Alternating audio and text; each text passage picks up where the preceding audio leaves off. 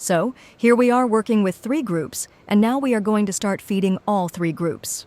We have a herd of approximately 135 lactating cows.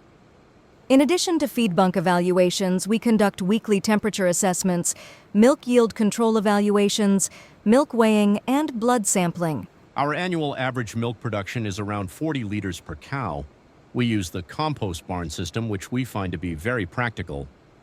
The sprinklers in the feed bunk area remain on continuously, along with the fans. Our conception rate is above 40%, and the pregnancy rate is 25%. We wean them at approximately 130 to 135 kilograms at around 90 days of age. Jesse sent a message saying that he won't be making videos anymore because you haven't subscribed to the Santa Fe channel. So subscribe now, and he will continue recording on farms around the world. Welcome everyone to our channel. I'm here with nutritionist Marcolino, who works at NutriVital. He brought us to Granja Risso, where he introduced us to the entire system and showed us how they conduct experiments on this farm. I truly appreciate it, and I'm very happy to showcase a little of our work and help promote dairy farming in Brazil and worldwide. Good morning, my name is Marcolino, and I am the technical manager at NutriVital. Today I will introduce you to our experimental farm, Granja Risso. The owner of this farm is one of the company's partners. This is a private family-owned farm, originally belonging to the father of the company's partner. Within our company, its main objective is to host our clients, allowing them to visit and understand our approach to dairy cattle management and dairy cow handling in general. Additionally, as its name suggests, it is an experimental farm where we test our products before launching them on the market. We currently have a herd of approximately 135 lactating cows, and we are expanding, with the goal of reaching 200 lactating cows by the end of 2025. Our annual average milk production is around 40 liters per cow. We primarily work with a single group system, but currently we have a postpartum group, which receives a total mixed ration supplement for the first 21 days. After this period, they transition to a single diet. This management approach simplifies operations, as despite being a family origin farm, it no longer relies on family labor but instead employs farm workers, making management more efficient. As you will see later, we use a single feeding system. We feed once a day with the tractor passing twice to accommodate the feed volume in the scale. However, the feeding itself happens only once, in the morning, and throughout the day the feed is simply pushed up. We operate 3 milking sessions per day and conduct product testing for CTech, another company in the group, which focuses on milk quality, pre-dipping, post-dipping, and sanitizers. Additionally, we test NutriVital's nutritional products, including minerals and additives. As the company's nutritionists, we engage in extensive discussions about diet formulation, testing everything on this farm before applying it in the field. We have bi-weekly veterinary monitoring for reproductive management. We closed 2024 with a conception rate above 40% and a pregnancy rate of 25%. While we always aim to improve these rates, I believe these are strong performance indicators. Due to the farm's location, we face significant heat stress challenges. Despite using sprinkling systems, we are currently testing a heat stress additive as well. Even with these conditions, our productivity remains high. Exceeding 40 liters per cow per day despite heat stress is an excellent achievement. The farm is structured with this barn housing the lactating cows, while in the other barns we have young stock and freshly calved cows. We are currently expanding to increase our housing capacity. In the future, we may establish an additional high production group, keeping the remaining herd in a separate category. This is one of our goals. We work exclusively with Holstein cows. We place a strong emphasis on genetics, leveraging the existing genetic base within the herd. Additionally, we recently acquired animals from Castro, Paraná, to enhance our genetic profile and improve overall herd quality. However, as you can see, the herd is quite uniform. Despite following a single group diet, the body condition scores of the cows are very similar, which is a strong indicator of good reproductive performance. Currently, the cow's diet is primarily based on corn silage as the main forage source, which we produce efficiently on the farm. Additionally, we incorporate wheat straw as a source of physically effective fiber, ensuring dietary stability and security. Although we aim for an optimal particle size, working with a self-propelled harvester helps us achieve the desired forage chop length. We chose to incorporate wheat straw into the diet as a safety measure. The diet also includes whole cottonseed, corn, soybean hulls, soybean meal, and DDG with 32% protein. We also use a mineral premix and supplement the cows to sustain this level of production. Additionally, we include protected fat, specifically hydrogenated palm fat, and rumen-protected amino acids, with a particular focus on rumen-protected methionine. These are the main components we use in our feed formulation. We purchase the concentrate mix from a feed manufacturer, and here on the farm we mix it with forages, minerals, and fat to facilitate management. We frequently evaluate the diet, and when necessary we use particle sieving to assess the forage chop length. One aspect I always emphasize to our technicians is the importance of monitoring silage quality at the time of ensiling, using Penn State particle sieves to evaluate the mixing quality. Additionally, we consistently correlate particle size with manure characteristics to ensure proper digestion and fiber effectiveness.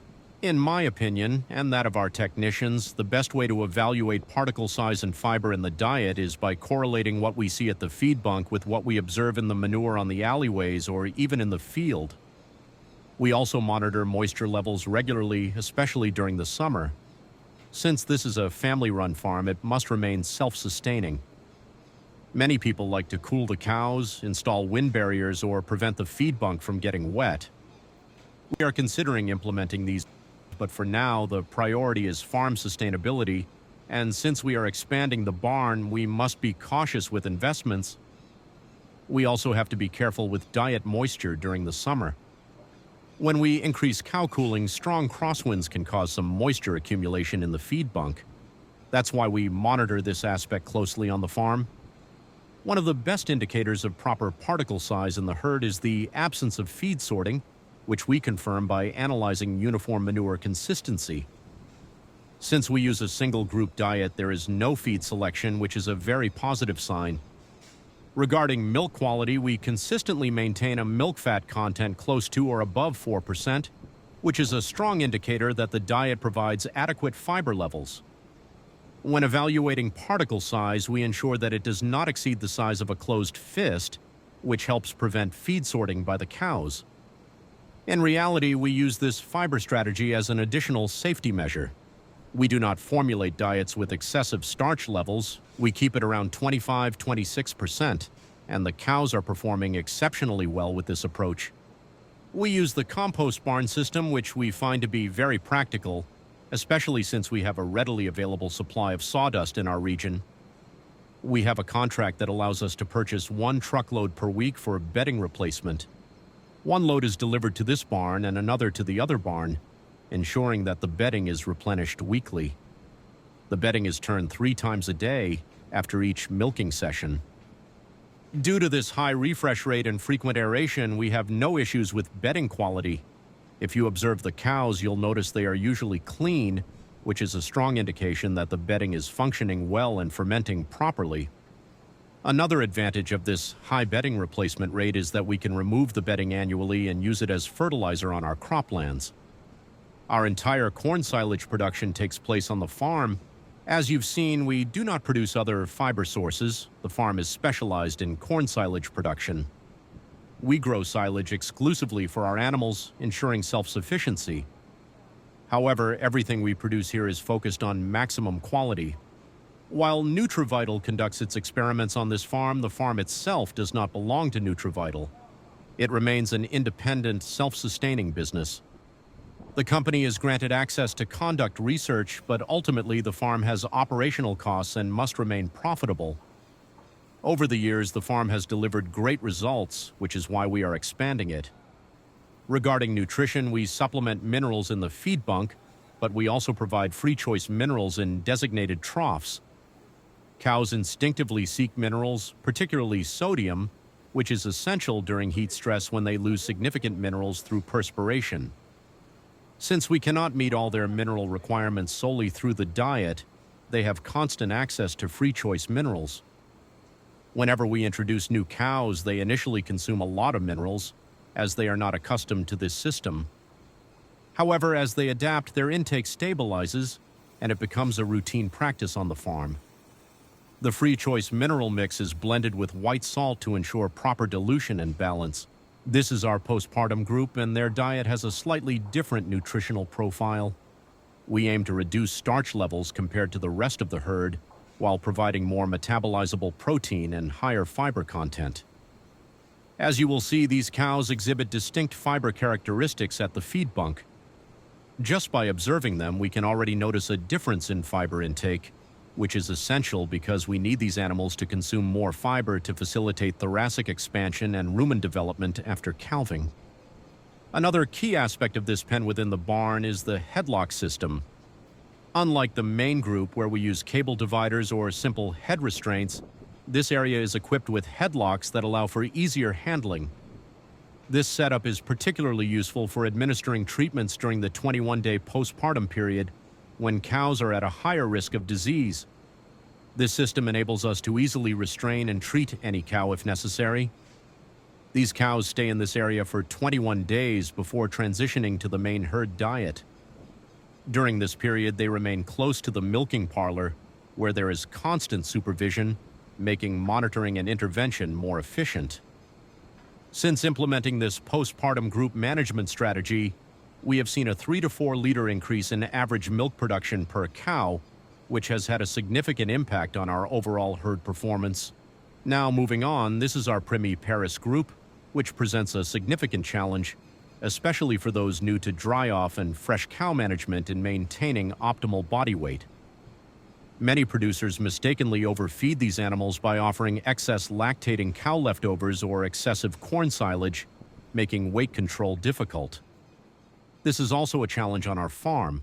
That's why their diet is designed with a high fiber content, including pre-dried forages and a controlled amount of soybean meal. We also incorporate urea to balance rumen degradable protein levels, but limit silage and energy sources to prevent excessive weight gain. Although we use ration formulation software, daily visual assessment is essential. The farm owner's eye is crucial to ensuring these animals do not become overconditioned. For me, transitioning cows into lactation is always rewarding, as it allows them to express their full genetic potential. However, for smaller producers, the biggest challenge is managing young stock in confinement. These heifers spend the entire day eating, which means we must use coarser fiber sources to control intake and prevent excessive weight gain. This nutritional strategy has worked exceptionally well both on our farm and for our clients. As you can see, the diet profile is quite different from that of lactating cows, high in fiber and low in energy, ensuring proper weight management. Occasionally, we may see 1 or 2 heifers gaining a little more weight, but overall they are in excellent condition considering they are in confinement. When a cow has excessive body condition at calving, she is at a high risk of metabolic disorders, particularly ketosis. If a cow enters late gestation with excess fat reserves, she begins accumulating fat in the liver even before calving, which negatively impacts dry matter intake. This results in elevated circulating ketone bodies, leading to metabolic dysfunction. In Primiparis cows, ketosis often goes unnoticed, as they do not produce as much milk initially. However, in practice, we have observed that overconditioned Primiparis cows experience increased trauma during calving due to excess fat deposition in the pelvic region. This contributes to higher rates of uterine infections across the herd. In short, fat cows will develop ketosis, and fat Primiparis cows will have a high incidence of uterine infections. This often goes undetected, especially if the veterinarian does not routinely palpate cows at 15 to 20 days postpartum or use diagnostic methods such as MetriCheck. A Primiparis cow may appear to be producing well, but suddenly she starts deteriorating. In many cases, this is due to a uterine infection that was overlooked. If we trace her history, she was likely overconditioned at calving. For me, uterine infections in overconditioned Primiparis cows deserve the most attention. We conduct body condition scoring regularly, especially in multiparis cows.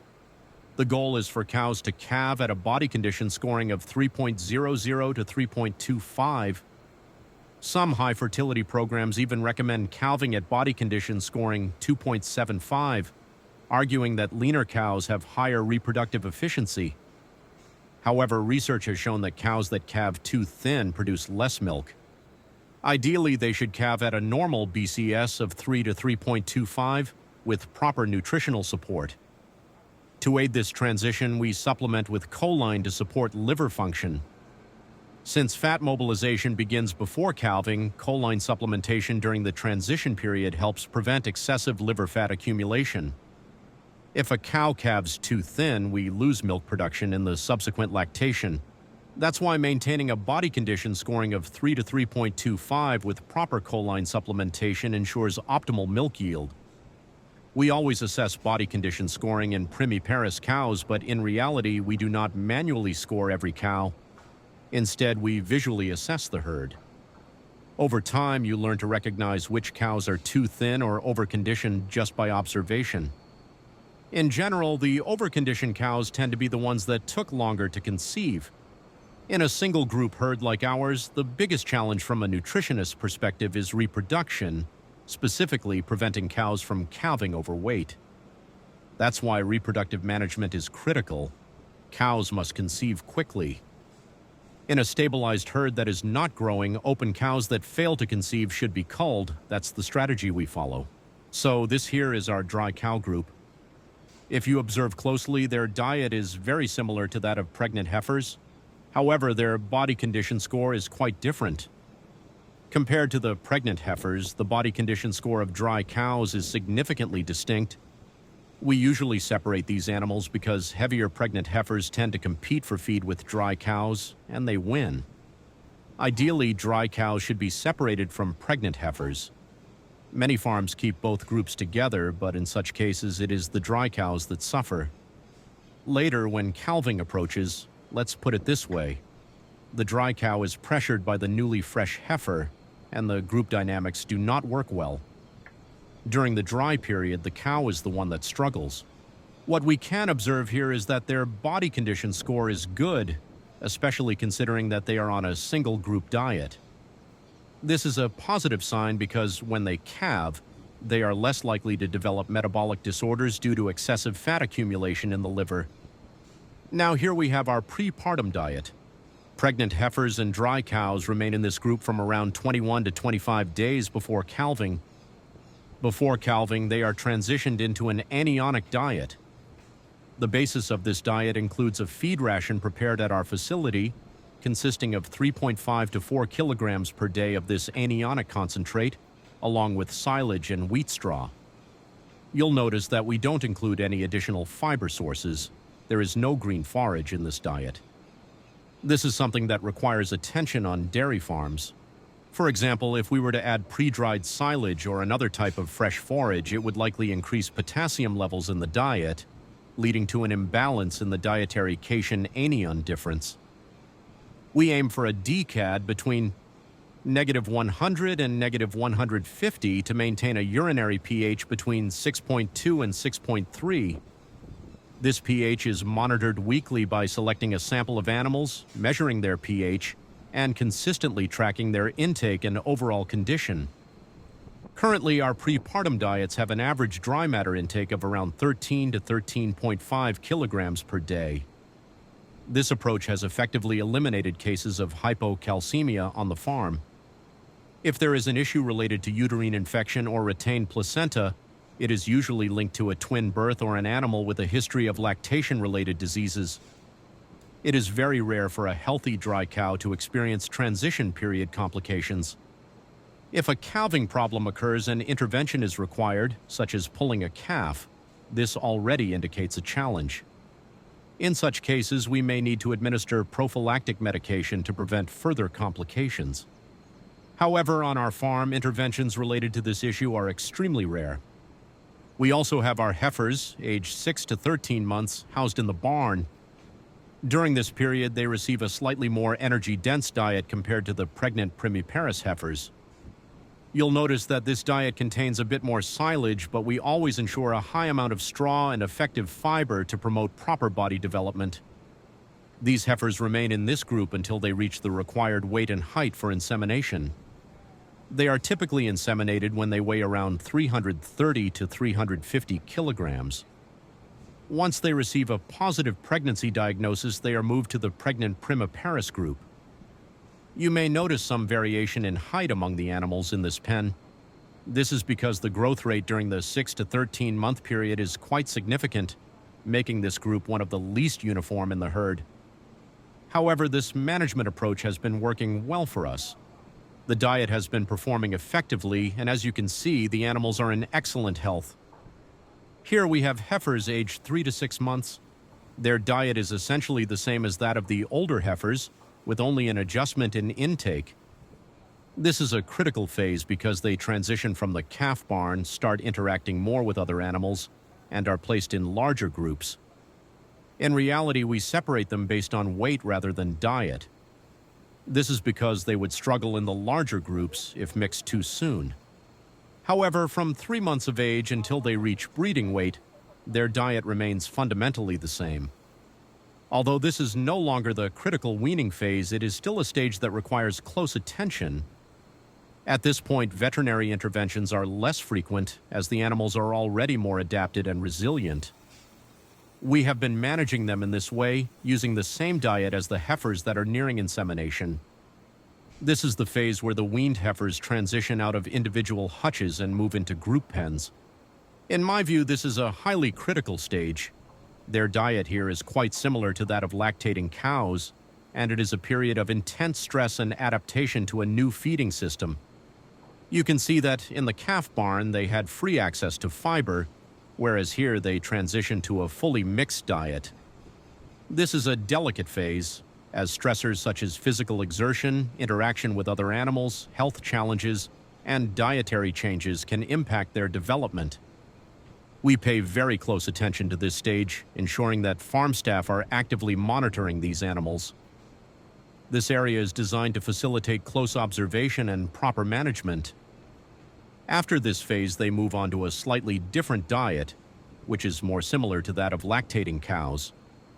We have recently upgraded our facilities to keep all calf barn equipment separate from other herd groups.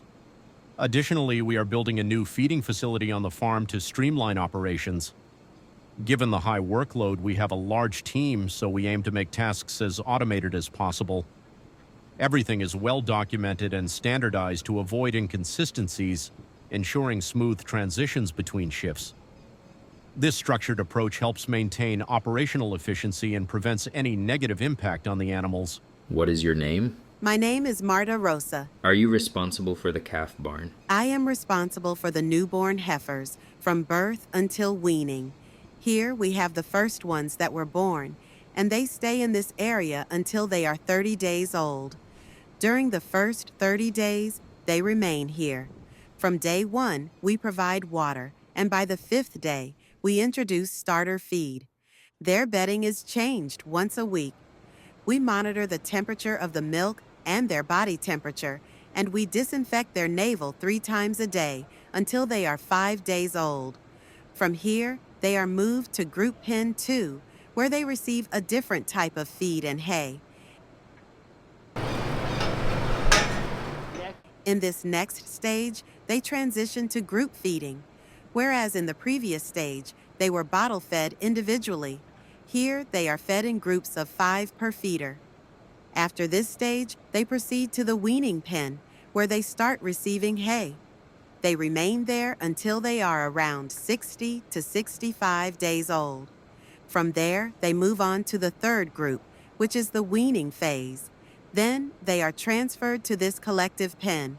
Here, we gradually reduce their milk intake until they are 90 days old, at which point we completely wean them off milk.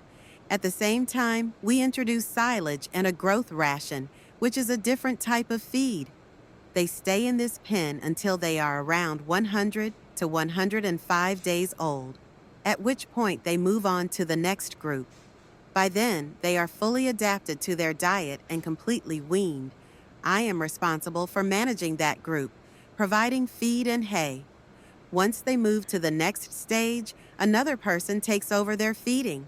However, until they reach that point, I am the one responsible for medicating them, monitoring their temperature, checking for illnesses, essentially everything related to calf care up until the fourth group.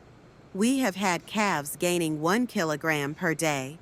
Some of these younger ones had a different milk feeding approach, and as a result, they didn't develop diarrhea or any health issues. They are gaining around 1 kilogram per day solely from milk and feed. Once they reach this stage, their daily weight gain increases to around 1.1 to 1.2 kilograms per day due to the combined effect of feed and overall nutrition.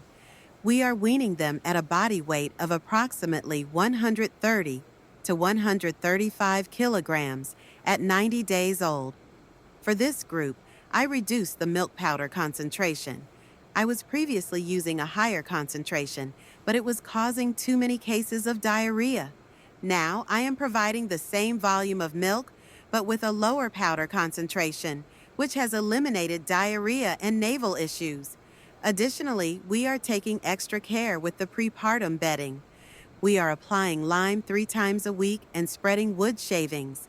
As a result, we have had no problems with navel infections in this group. Their condition is perfect. No treatments have been necessary for these calves, and my goal is to achieve a batch with excellent results. As soon as a calf is born, the first thing we do is bring her here, disinfect the navel, and weigh her. If she weighs 38 kilograms, we provide 3.8 liters of colostrum. For the second feeding, we also give her milk from the dam. In fact, the first 2 feedings consist of maternal milk. After that, we transition them to transition milk. So, on the first and second day, they receive milk from the dam, and from the 3rd day onward, they switch to transition milk.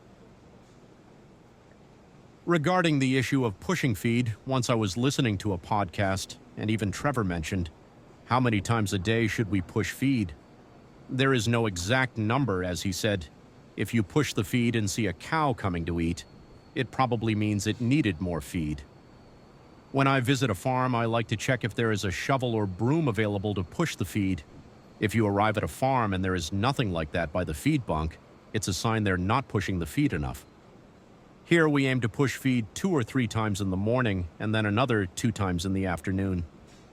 We use a tractor with a piece of equipment attached, and it is generally circulating more in the morning, so it's pushing more feed during that time. The shovel is always available, though. So, since there are people circulating all the time, the recommendation is, if you see that the animals are eating and the feed needs to be replenished, just grab the shovel and push it.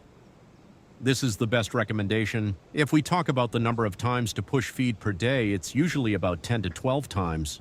If there's a robot pushing the feed, set it to push once every hour. However, I think it really depends on the person working with the cattle. A good worker here is someone who enjoys working with cows and feeding them. And those who enjoy feeding cows don't like to see them stretching their necks to eat. So we advise that if you see a situation like this where there is a lack of feed, just grab the shovel and push. It's really not that complicated. My name is Marcela Machado. I am an animal scientist and a PhD candidate in the postgraduate animal science program at UDESC. We started this experiment a few days ago, and we are evaluating heat stress in the animals. Currently, we are working with 3 groups, 2 groups receiving different products and 1 control group that is not receiving any treatment. Our daily feed management routine includes monitoring intake. Every morning, we weigh the feed refusals, evaluate consumption, and adjust the feed allocation accordingly. This process is repeated daily until the end of the experiment. Now, we are finishing feeding the animals, after which we will apply the product, mix it in, and continue adjusting the intake on a daily basis. The importance of conducting research before launching or improving a product in the field is to ensure its effectiveness for the producer. There is no point in developing a study or introducing a product if it does not bring tangible benefits to the producer. Being able to conduct this experiment at the experimental farm is highly valuable. Since this farm closely resembles a commercial dairy operation, it provides a realistic view of field conditions.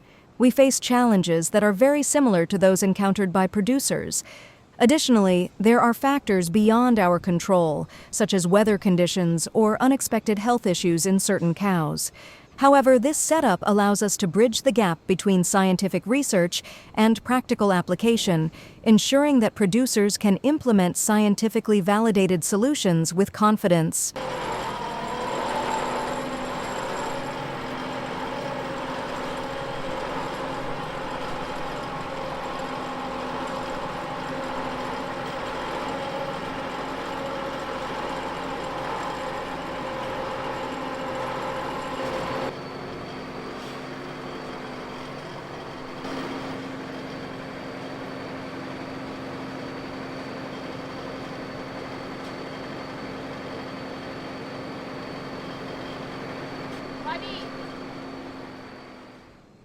All right, that's done. Since we have 20 animals in each group, we conduct 2 feedings per day. This is the second morning feeding. The first feeding is done early in the morning, and we adjust intake to ensure that the animals reach their target dry matter intake per day. So, when I arrive in the morning, I weigh all the feed refusals and calculate how much they should consume. Since the experimental groups are fed first, followed by the general herd that is not part of the experiment, we determine how much feed is allocated. This allows us to weigh the refusals again the next morning and track exactly how much each animal has consumed over the course of the day. Here we have soybean hulls, which we will mix into the first group because it is the control group. No experimental product is added to this group. It is simply to ensure that the total feed quantity is balanced across all treatments.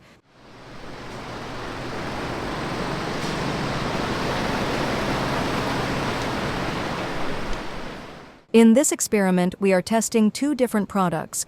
One is a blend, and the other is designed to evaluate heat stress. In addition to feed intake monitoring, we conduct weekly temperature assessments, milk yield evaluations, milk weighing, and blood sampling.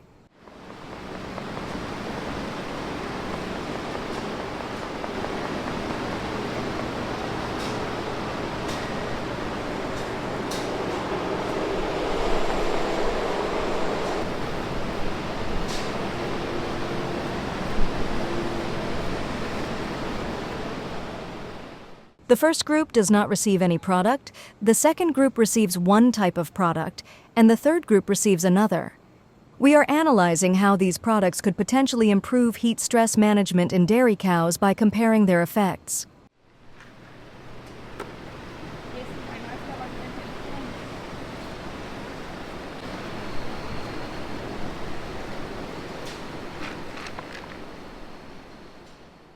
Now, we wait for the cows to eat for a while, then they will lie down and relax, and that's when we measure their respiratory rate. These evaluations are not conducted daily. Respiratory rate assessments are performed twice a week. However, we do measure daily milk production at each of the 3 milking sessions. Other evaluations are carried out every day. Temperature assessments include external temperature measurements. Currently, we use a pyrometer to measure different areas of the animal's body, the frontal region, the ear, and the left flank, specifically around the triangular area near the hip. We also measure the rump, the hind leg, and rectal temperature. Twice a week, we place intravaginal temperature loggers, eye buttons, in some animals from each group. These devices record internal body temperature every 15 minutes. When we retrieve the loggers, we obtain a detailed temperature graph tracking the animal's internal heat fluctuations. Regarding cooling, the sprinklers along the feed bunk remain on continuously. In the holding area before milking, sprinklers and fans operate for about 20 minutes before the cows enter the parlor. Once the first group enters, the cooling system stays on continuously, ensuring constant water and airflow. Here we have the silos we've been working with, and we consider sealing to be of utmost importance. We use oxygen barriers and place these tires here to prevent air from entering. This year we also started using an additional protective barrier on top. As you can see, we are surrounded by a lot of forest, and many animals move through this area. Sometimes they even walk over the silage, which is something we can't always control. This protective measure has proven to be highly effective on many farms, so we decided to implement it here as well. Beyond that, we take extra care when opening or removing silage panels. This is crucial because we have a significant financial investment stored here. The foundation of our entire feeding program on the farm is corn silage. That's why we believe these measures are essential. You can see that we use mini bags to prevent air infiltration, along with tires for additional protection. Additionally, we have started using this protective covering on the farm this year to enhance silage preservation. And here we have another new project on the farm, the construction of the feed kitchen.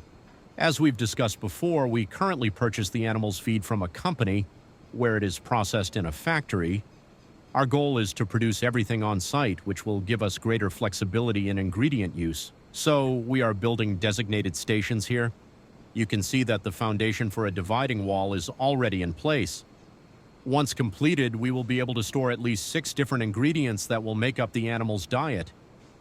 Additionally, there is another internal space that allows easy truck access for unloading ingredients, ensuring efficiency for both our workers and suppliers. This is a well-ventilated area, and the main goal is always to reduce costs. As we've mentioned before, this farm must be profitable. It is not a philanthropic operation. We purchase feed from NutriVital, conduct experiments here, but ultimately the farm must sustain itself. We are constantly looking for ways to improve both the working environment for our employees and the conditions for our animals. We have seen firsthand that these improvements yield significant results. We are now going to start measuring respiratory rate. To evaluate it, we count the number of breaths a cow takes over a 30-second period, repeating the process twice to obtain a 1-minute measurement. This assessment is important because respiratory rate is an indicator of heat stress in cows. If they are breathing more rapidly, it suggests they are experiencing heat stress. These measurements also contribute to the overall evaluations in our ongoing experiment.